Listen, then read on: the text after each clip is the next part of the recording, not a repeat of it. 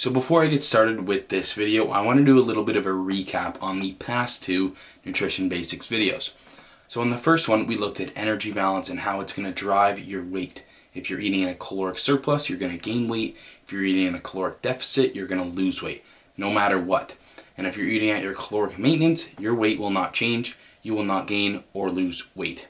That is very crucial to know. So if you want to be caught up with this video, just make sure to watch them. I'm going to link them in the cards here. And that's really going to help you understand what we're doing today when we're looking at your macronutrients. And what your macronutrients are, they are what make up your calories. And there's three main ones: protein, carbs, and fats. There's also a fourth one, alcohol, but we're not going to worry about that right now. And we want to optimize the certain ratio of protein to carbs to fats. We want to have enough for our goal and to fit our calories. So we're going to be going over each calculation for each macronutrient, which is really important. I'm going to be laying it over on the screen so you guys can really look at it, rewatch it if you need. So it's going to explain all the calculations. Pretty basic math, but this is very important, so take notes if you will. So before we get into the exact calculations of your macronutrients, we need to decide what your goal is. Do you want to focus on muscle growth and eating a caloric surplus, or do you want to focus on losing weight and eating a caloric deficit? Now, I'm going to give you my kind of 2 cents on this and what you should maybe do, so hopefully you take this into account. If you're a new lifter, you're just starting out, and you're okay with your body fat, and you're maybe okay with putting on a little more, I would highly suggest, I cannot emphasize this enough, eat in a caloric surplus and focus on muscle growth for at least a year. Like, I know you probably want that six-pack shredded ab look, but if you're trying to cut in your first year of lifting, you definitely will not have enough muscle unless you're just a genetic outlier who was born with a ton of muscle. You're probably not going to have enough muscle, and you're going to look really skinny. You'll have your abs, sure, but you'll look skinny. So you're not going to get that look you want. You won't have enough muscle. That's why I totally recommend eating a caloric surplus and focusing on muscle growth for as long as you can until you get uncomfortable with your body fat, then do a cut. Sure. But once you do that, you're going to look sick once you cut because you're going to have enough muscle and you're going to get your abs with enough muscle, so it's going to look a lot better. I highly recommend you just focus on muscle growth. But there are exceptions. If you are really unhappy with your body fat or you're obese, you have just a lot of body fat, then I totally understand why you would want to cut and eat in a caloric deficit for sure. But if you don't fall into that category, I don't recommend you cut. You will regret it. I personally shouldn't have done my first cut. I did it because I just wanted to look shredded, but I ended up looking skinny. And I'm telling you from personal experience, don't do that. So if you want to bulk, I would recommend a smaller caloric surplus of around 200 to 300 calories above your maintenance. So you're not going to gain too much fat. It'll be mostly muscle, maybe a little bit of fat. But if you're in a massive calorie surplus, then that's where you're going to see a lot more fat gain. If you want to cut or eat in a caloric deficit, I would recommend a moderate deficit of around 300 to 500 calories less than your caloric maintenance.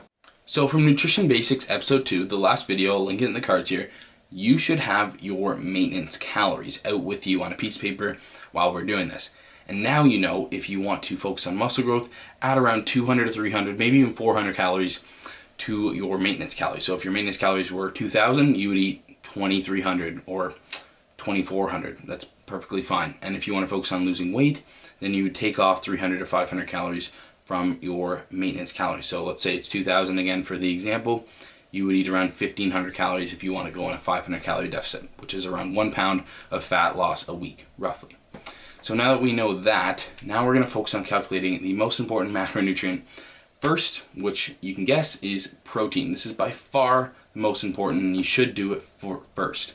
You need to allocate enough calories, and you need to eat enough to hopefully gain muscle in a deficit if you're a beginner, maintain it, and of course gain muscle in a surplus if you're getting enough. If you're not getting enough protein, that's like not giving workers the bricks to build your house. So it's very important you're getting enough. And if you pay attention to the screen here, I'll show you what I usually recommend. And I usually recommend around 0.8 to 1 gram per pound of your body weight of protein. So for me, I'm going to use myself as an example throughout this video. I weigh around 210 pounds. I would eat around 210 grams of protein if I'm using 1 gram per pound of body weight, which is a very solid estimate.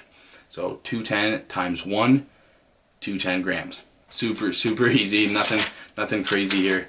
If you're 100 pounds, then you would eat 100 grams of protein. You know, that's a rough estimate, and that's a pretty conservative estimate because you want to overestimate protein, if anything. It has thermogenic properties. It's a lot more thermogenic, and you're going to burn more calories just by eating protein, and you better be safe than sorry. Why would you want to just risk it and eat less protein and possibly not get the full benefits? So that's what I personally recommend, 1 gram per pound of body weight or 0.8 in that range, and you're fine. So using myself as an example, I'm going to have a maintenance calories of 2,700 calories. So if I'm going to focus on weight loss, I'm going to eat around 2,300 calories.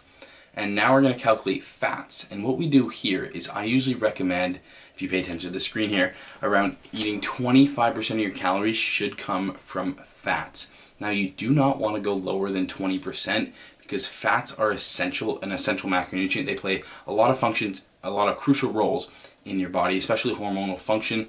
So you don't want to limit them to an extreme level. No, fat does not make you fat. That's a complete myth. Fats are very essential, very good. So do not cut them lower than 20% of your total macronutrients. So you can see what I did here. I did 0.25 times 2,300, which is a 400 calorie deficit from 2,700 calories as my maintenance. And I got 575 calories that are coming from fats. Now, to find out the gram amount of fats I'm going to be taking in, so I can measure it and weigh it out, it's going to be 575 divided by 9 because there's 9 calories per gram of fat. So we're going to get 63.8 grams of fat. We can just round that up to 63 grams of fat we're taking in. So far, we've got 210 grams of protein and 63 grams of fat. Now we're going to focus on calculating carbs with the information we already have. All the leftover calories are going to be for carbs, so it makes it really easy for us. So first we need to know how many calories are actually left over. So protein, we're getting in 210 grams, and protein has 4 calories per gram. So we would take 210 multiplied by 4. That's going to give us 840 calories from protein. And fats, we already figured out that 575 calories are coming from fats. You can just do 0.25 times 2,300. That's going to give 25% of your calories are coming from fat, which is 575.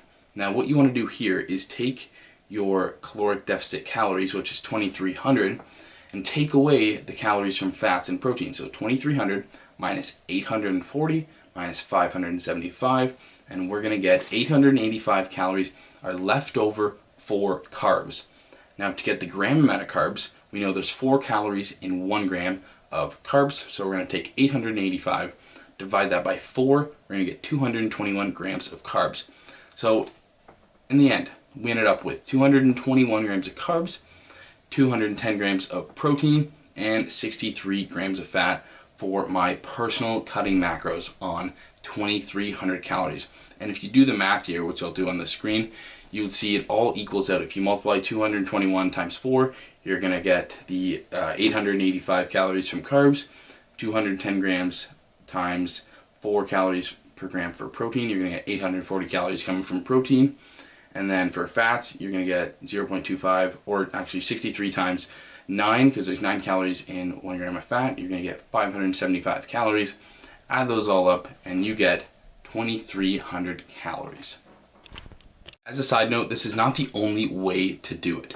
Your fat and your carb macros are very variable. You can move them around. Just make sure you're not going lower than 20% of your total calories coming from fat. If you want to go 30% of your total calories from fat and then eat less carbs, do that. You just sub in the number 0.3 instead of 0.25 that I used in my example. It's very variable. Like you're not going to see different fat loss if you're taking in more carbs than fats and you're eating the same calories. That's not how it works. But protein, you want to keep constant. So whether you're cutting or bulking, you want to keep it around the same and maybe even increase it on a cut. 1 gram per pound of body weight is probably just enough for beginners for sure. So that's why I gave it a rough estimate for you guys.